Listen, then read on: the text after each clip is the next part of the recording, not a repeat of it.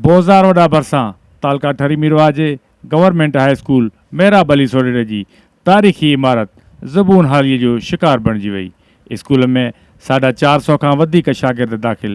शागिर्दनि ऐं उस्तादनि जी ज़िंदगी दाव ते लॻल आहे। इन मौक़े ते स्कूल जे उस्तादनि, शागिर्दनि ऐं ॻोठाणनि जेकबनूं सां पंहिंजा वीचार हिन तरीक़े वंडिया। हाई स्कूल मेहराब अली सोरड़ो मां क्लास 9 जो शागिर्द आहियां। हिते असांखे का बि सहूलियत न आहे। पाणीअ जे करे असांजो स्कूल तमामु ज़बून हालत में अची वियो आहे ऐं चापड़ जीअं किरनि था, शागिर्द ज़ख़्मी थिया आहिनि। लैब तमामु घणी पुराणी थी वई आहे।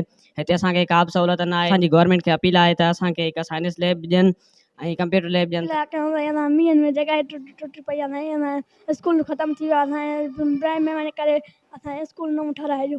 बिल्डिंग सफ़ा टुटी पई आहे ऐं असां सरकार खे हथ ॿधी चऊं था असां ख़तरे में आहियूं ॾाढा ऐं असांखे नई बिल्डिंग ठाराए ॾिनी वञे।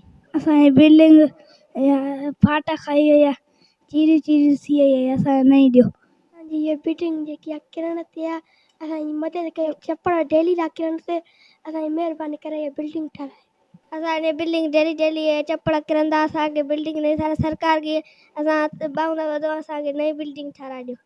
असांजी बिल्डिंग किरण ते आहे, असांजे रोज़ असांजे मथां छपर किरंदा आहिनि ऐं फाटी पिया आहिनि ऐं असां ख़तरे में आहियूं।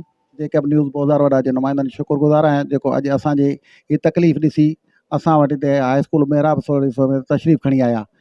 साईं, असांजो स्कूल 1995 खां एज़ ए हाई स्कूल कमु करे रहियो आहे, लेकिन उनखे 28 साल गुज़रण जे बावजूद बि अॼु ॾींहुं ताईं स्कूल जी बिल्डिंग न मिली सघी आहे। तव्हांजे चैनल जी वसात सां असां वज़ीर आला सिंध, वज़ीर तालीम सिंध, सेक्रेटरी तालीम सिंध, सभिनी मौजूद ऑफिसर साहिबान खे गुज़ारिश था कयूं त महिरबानी करे मेहराब सोरड़ो हाई स्कूल खे हाई स्कूल जी बिल्डिंग ॾिनी वञे।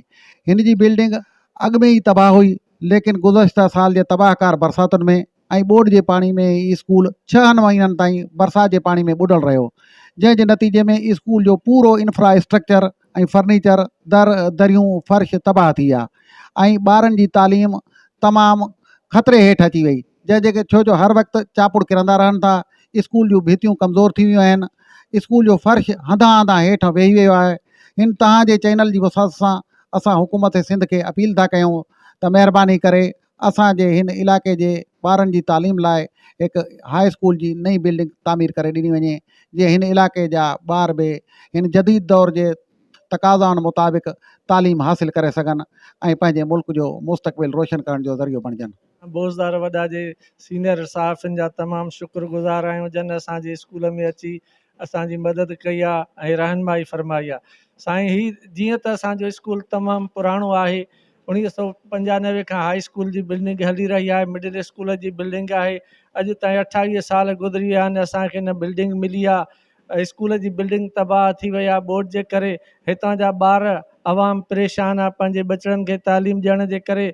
असां वटि का बि सहूलियत न आहे, न स्कूल में दर आहे, न दरी आहे ऐं न रोड आहे। अवाम हितां जो ॾाढो परेशान आहे। असां उन करे वस वारनि ऑफिसरनि खे, तालीम जे सेक्रेटरी साहब, DO साहब, डायरेक्टर साहब खे अपील करियूं था त महिरबानी करे असांजे बचनि जो मुस्तक़बिल बचायो वञे ऐं जीअं उहे बहितरीन नमूने सां तालीम हासिल करे सघनि ऐं ॻोठाणनि जूं जेको आहे सो ख़ुशियूं पूरियूं थियनि, पंहिंजे बचनि खे सुठे नमूने सां तालीम ॾेई सघनि ऐं तालीम जे ज़ेवर सां सिंगारे सघनि। असां पहिरियां तव्हांजा थोराइता आहियूं जो तव्हां असांजे हिते साल रही असांजे स्कूल में आया आहियो।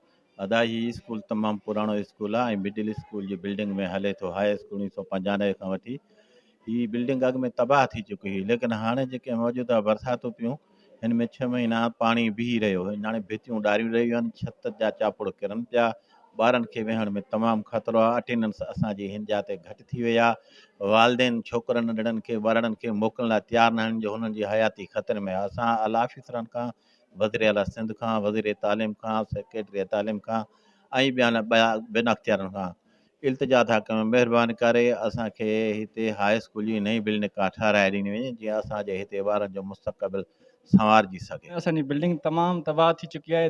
दरियूं सीखां सभु छित जूं ज़ाहिर आहिनि, तमामु घणी पुराणी आहे। हिते पाणी जे सबब जे करे तबाही थी चुकी आहे ऐं 25 सालनि खां वठी करे असांजी बिल्डिंग मिडिल स्कूल जी मिलियल आहे, जेका अञा ताईं न ठही सघी आहे। ऐं असांजो हाई स्कूल थी चुको आहे, उन हाई स्कूल जी बिल्डिंग अञा असांजी रिपेयरिंग न मिली आहे। महिरबानी करे असांजे स्कूल खे बिल्डिंग ॾिनी वञे त जीअं असांजा ॿार सुठे नमूने पढ़ी सघनि। हिननि जो चवणु हुयो त स्कूल जी छत ऐं दीवारुनि जा चापोड़ किरण रोज़ जो मामूल बणियल आहे, जॾहिं त फर्नीचर वॉशरूम तबाह थी चुका आहिनि।